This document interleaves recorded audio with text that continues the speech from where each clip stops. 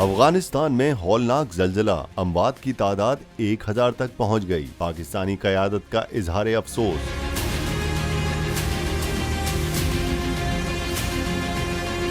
خبر رساں ادارے کے مطابق افغانستان میں زلزلے سے جاں بحق ہونے والے افراد کی تعداد 1000 ہو گئی ہے، جبکہ 1500 سے زائد افراد زخمی ہو گئے ہیں۔ سانحے پر جہاں افغان حکام اور عوام افسردہ ہیں، وہیں پاکستان کی سیاسی قیادت نے بھی کابل کے ساتھ ہمدردی کا اظہار کرتے ہوئے قیمتی انسانی جانوں کے ضیاع پر تعزیت کی ہے۔ صدر پاکستان ڈاکٹر عارف علوی نے سماجی رابطے کی ویب سائٹ ٹویٹر پر اپنے بیان میں کہا کہ وہ زلزلے میں ہونے والے انسانی جانوں کے ضیاع پر غمزدہ ہیں اور ان کے اہل خانہ کے ساتھ ہمدردی رکھتے ہیں۔ انہوں نے کہا کہ وہ جاں بحق ہونے والے افراد کے درجات کی بلندی اور زخمیوں کی جلد صحتیابی کے لیے دعا گو ہیں۔ پاکستان مشکل کی اس گھڑی میں افغان عوام کے ساتھ کھڑا ہے۔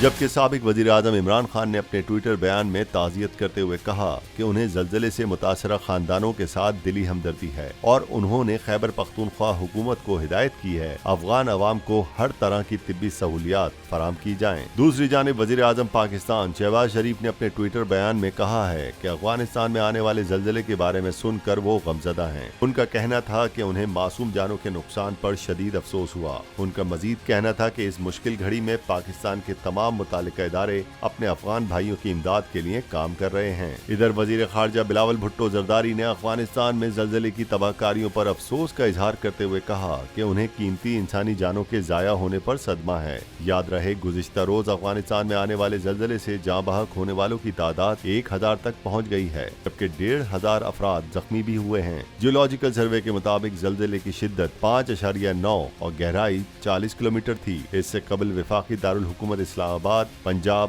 اور پشاور سمیت شمالی علاقوں میں زلزلے کے شدید جھٹکے محسوس کیے گئے، جبکہ زلزلے کا مرکز وسطی افغانستان تھا۔